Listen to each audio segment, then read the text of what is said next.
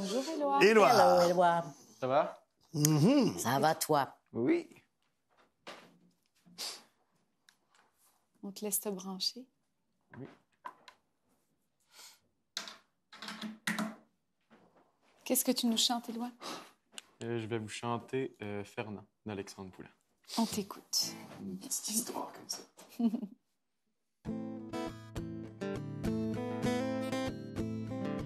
J'ai un beau-frère qui est millionnaire, il a fait sa fortune d'un cellulaire. Le mois passé, il est parti en vacances, quelque part dans les îles de la délivrance. Il s'est trouvé un motel pas trop cher, quelque chose comme 2 fois mon salaire, avec une vue sur l'Atlantique. Non mais c'est-tu beau avoir du fric? Tout était presque parfait, sauf un petit quelque chose qui l'intriguait. C'était que tous les débuts d'après-midi, un homme dormait devant chez lui. Fait qu'une journée un peu curieux, il dit « Excusez-moi, monsieur, j'ai une question à vous poser, mais qu'est-ce que vous faites de vos journées? » Le bonhomme d'à peu près 35 ans, Bazan, il dit « Je m'appelle Fernand, tiens, bois ça pour un temps de t'asseoir, je te dirai tout ce que tu veux savoir. » Mon beau-frère, toujours pressé, il hésitait à prendre le thé, mais il s'est dit qu'une histoire triste, ça lui rappellerait à quel point il était riche. Fait qu'il s'est assis sur sa mallette pour pas salir ses culottes en spandex. Puis l'homme a conté son histoire comme s'il le faisait tous les soirs. Ben le matin, je me lève vers 6 heures, puis je saute sur mon bateau de pêcheur. Je ramène une coupe de poisson pour ma femme et mes 2 garçons. L'après-midi, je prends ce mollo, je fais une petite sieste sur le bord de l'eau. Je rentre chez nous tout juste à temps, voir le soleil sur l'océan. Mon beau-frère, toujours à l'affût, il dit « Fernand, tu ferais de l'argent si tu te bougeais le cul. Si tu pêchais toute la journée, le poisson, tu pourrais le vendre au lieu de le donner. Mais qu'est-ce que je ferais avec cet argent-là? » Répond Fernand, un peu coma. Tu t'achètes un maudit gros bateau qui va 10 fois plus vite que ton rafio. Fait que tu peux aller beaucoup plus loin, où il y a 100 poissons pour un marin. Puis ça va tellement te rapporter que tu te payes une 12aine d'employés. Puis plus t'as de pêcheurs, plus t'as de poissons. Plus t'as de poissons, moins tu le vends cher, moins tu le vends cher. Puis plus t'en vends, ouais, puis plus t'en vends, plus t'es gagnant. Le bon Fernand, tout mélangé, regarde mon beau-frère avec curiosité. Puis dit, une fois que j'ai fait tout ça, veux-tu bien me dire qu'est-ce que ça me rapportera? Mon beau-frère, tout étonné, voir que le pêcheur a pas cliqué, il dit, voyons, à ce temps que t'es plein d'argent, tu te payes une grosse retraite à 50 ans. Le bon Fernand, un peu gêné, il dit, la retraite, qu'est-ce que c'est? Je veux pas avoir l'air peu instruit, mais ce mot-là, ben, on le connaît pas ici.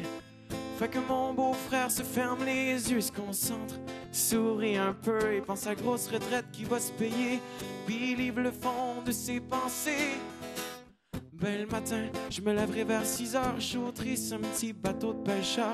Je ramènerai une coupe de poisson pour ma femme, rester à maison. L'après-midi, je prendrai ce mollo, je ferai une petite sieste sur le bord de l'eau. Je rentrerai chez nous tout juste à temps, voir le soleil sur l'océan. On aurait dit que c'est à ce moment-là que l'homme riche est devenu un autre gars. C'est comme si le beau-frère avait compris que Fernand était plus riche que lui. Aujourd'hui, mon beau-frère y est pêcheur, quelque part au sud de l'équateur. Puis l'après-midi, il prend mollo avec son chum Fernand sur le bord de l'eau.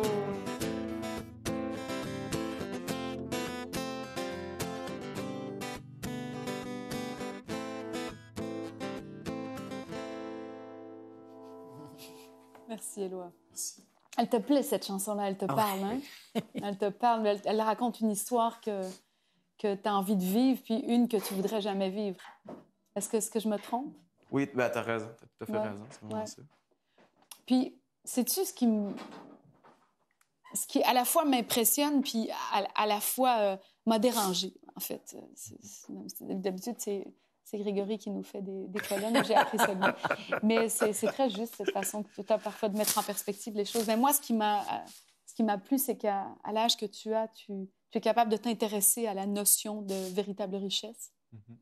Et qu'en même temps, forcément, à l'âge que tu as, tu n'es pas encore tout à fait mature pour comment nous la transmettre vraiment, pour qu'elle vienne nous, plus que juste nous faire sourire, sais. Parce que c'est sûr qu'il y a plein de moments où tu l'as fait, où moi, j'étais vraiment scotchée par ton aplomb. Tu sais, où je me disais, regarde, donc, toi, le petit cul qui est en train de nous chanter, nous expliquer une véritable histoire, tu sais, nous faire un peu la morale, finalement. Puis c'est merveilleux de voir ça. Puis d'un autre côté, parfois, c'était comme trop rapide ou articulé de manière un peu bancale. Puis ça nous permettait pas de comprendre la profondeur du discours. J'ai compris très rapidement de quoi il s'agissait, donc je t'ai laissé aller parce qu'on est en évaluation. Mais si on avait travaillé à ce moment-là, je t'aurais arrêté, je t'aurais dit, attends, t'es sûr que Fernand, il a dit ça comme ça pour que ton beau-frère y catch? J'aurais voulu savoir, j'aurais voulu te poser des questions. Puis toutes ces questions que je voulais te poser, en fait, moi, j'ai pas envie de trouver la réponse. Je veux que ce soit toi qui me la donne. Mais je salue et j'admire l'élan que tu as eu de nous offrir une prestation comme celle-là. Et j'aimerais tellement pouvoir en discuter avec toi. Tu vois, fait que c'est ça. C'est ce que je dis parfois de toi. Tu es une magnifique tomate verte. Non, mais c'est vrai, t'es un fruit merveilleux, mais il est vert. Fait qu'il y a plein de choses à aller chercher encore. Et c'est ça qui est formidable avec un talent comme toi. Fait que merci pour ton aplomb. Vraiment. Merci. Moi, je cherchais les panneaux sur l'autoroute, là. C'était dans le sens suivant. C'est pas tout à fait une job de chanteur, c'est plus une job de troubadour. De conteur. Oui, c'est ça. Et des trouvères, des troubadours qui racontent une histoire puis que ça devient une espèce de tradition orale, là, puis tout ça. Ça leur prend plus que la compréhension du texte, ça leur prend plus que l'habilité instrumentale, ça leur prend aussi la capacité de nous dire où est-ce qu'on sort, qu'est-ce qui se passe maintenant, qui est en train de parler dans cette histoire-là. Là, j'avais l'impression d'être embarqué dans un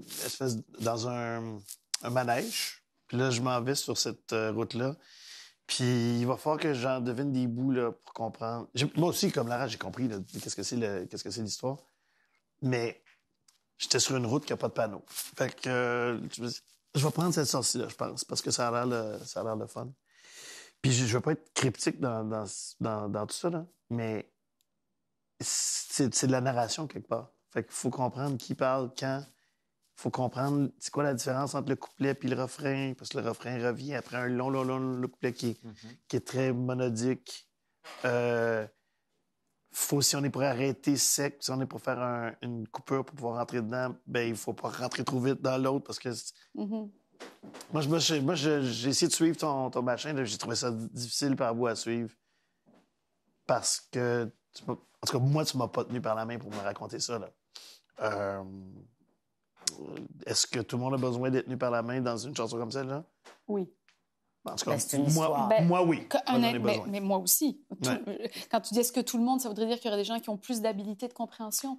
Non, on a juste envie d'être avec l'histoire. On a envie de la recevoir. Guylaine? Ben, tu sais, moi, il y a des bouts où tu y arrivais.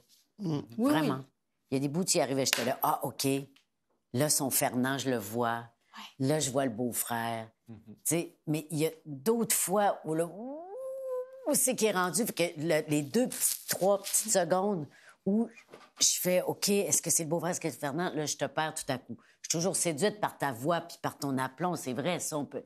Tu sais, mais c'est comme tout est en devenir en ce qui te concerne, les lois, tu sais. Puis c'est vraiment beaucoup. Tout est rendu déjà, c'est vraiment beaucoup. C'est juste d'asseoir puis de préciser des choses. Quand tu choisis une chanson comme ça qui raconte une histoire, qui veut nous enseigner quelque chose, c'est-à-dire où est la véritable richesse, faut vraiment que tu, comme un réalisateur de film, que tu fasses ton montage, que tu découpes. Il faut vraiment que ça soit précis. Là, je veux mettre l'accent sur telle chose. Oups, la caméra se déplace. Je veux plus aller vers là. Là, ton récit devient clair. Puis là, on embarque parce qu'il était hyper talentueux, tu sais. Exact. Donc, c'est juste ça. C'est-tu un peu comme ça que tu le voyais aussi? Parce que je comprenais pas trop. C'est ça comme ce qu'elle vient de dire? Oui. Totalement. Tu vois, des troubadours, là, il y en a plein à travers tous les temps, dans toutes les langues. Il y a une chanson connue des années 70 qui s'appelle Spanish Train de Chris de Burgh, là, qui est exactement le même enchaînement d'accords. There's a Spanish train that runs between Guadalquivir 1, 6, 7, 1, qui est tout le long comme ça. Sauf que pour faire la narration de ça, puis comprendre dans le cas de Spanish Train, c'est c'est quelqu'un qui parle au diable puis qui parle au Christ en même temps puis qui essaie de raconter qu'est-ce qui se passe avec les... Bon, il faut donner... C'est comme un langage signé, il faut que tu puisses dire voici ce qui se passe maintenant, voici la conversation. Et attends une minute, check le punch. Parce qu'il y a des punchs à la fin de chacun des couplets pour rentrer dans le refrain. Tu comprends? Oui. Fait que si je faisais quand on fait des blagues, puis si on les déroule toutes, blum, blum, blum, blum, blum, blum, blum, voici le setup de ma blague, voici le punch, j'enchaîne dans l'autre, etc., on manque des bouts. Dans le cas de l'humour, on manque le rire. Là, dans le cas de la musique, on manque le « Ah, regarde le coquin, là, je viens de comprendre. » Ah oui. Puis là, ça a juste défilé à 100 000 à l'heure. C'est que j'avais comme compris qu'on dirait que tu n'avais pas compris qui parlait nécessairement, parce que c'était quand même clair on le comprend que ça dans disait... le texte. On le comprend dans le texte. Mais on ne le comprend pas dans ton intention. C'est C'est ça. ça. Puis tu sais, il y a un moment là, où tu as voulu montrer l'intensité puis le punchline qui s'en venait.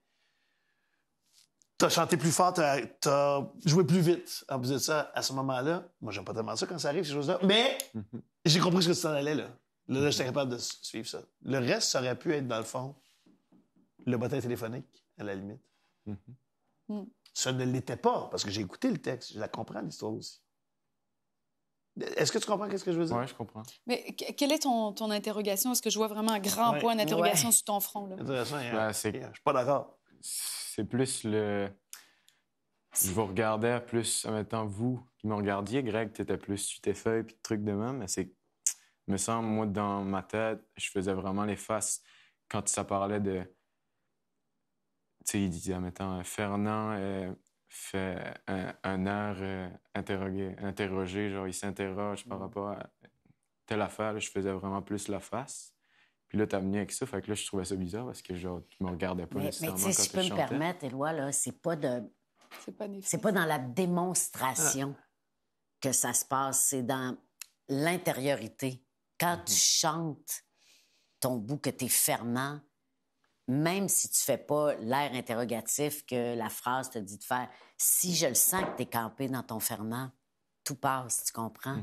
C'est pas dans la démonstration, c'est dans une sensation. C'est-tu clair pour toi, ce que je te dis? Ouais, c'est ce que tu ressens, c'est que En fait, Maguilène est la meilleure personne au monde pour te transmettre ça. C'est comment est-ce que tu incarnes une intention, une personnalité, tu sais? Non? Puis moi, je pense j'accepte ce que tu me dis, là, mais l'expérience qu'il faudrait faire ensemble, je l'ai écouté, la tune Alexandre Poulain. Je l'avais pas devant moi. J'avais juste le son. Ben oui. Il a réussi à me faire comprendre de quoi il parlait sans visuel du tout. Fait que, si ce que tu as compris, c'est que je pense que tu devrais jouer les personnages, c'est pas du tout ce que je voulais dire. Non. Il faut se servir de la musique, il faut se servir de la musique, l'instrumentation et des paroles pour bien faire comprendre où est-ce qu'on s'en va avec notre histoire. Je comprends. À la limite, tu pourrais même la raconter sans musique. Ben oui. Tu sais, nous vraiment... Hey, je vais te conter l'histoire d'un gars. Mon beau-frère, il était riche, faisait de l'argent au bout, grosse maison, chalet, sel, tout ça. À un moment donné, il y avait un gars qui passait dans la rue, qui pêchait dans le lac, puis il y avait un petit bateau minable, tout ça. Mon beau-frère, il a dit, qu'est-ce que tu fais là? Pourquoi tu t'achètes pas un gros bateau? Tu ferais plus d'argent, tu pognerais plus de poissons, Tu vois-tu, comme tout découper ton histoire? Amuse-toi à la dire pour le fun. Fait que tu n'auras pas besoin de surjouer des airs, faire des mimiques quand tu vas la chanter. Ça va être clair, ça va devenir clair. Parfait. Merci. Merci à toi. De rien, Éloi.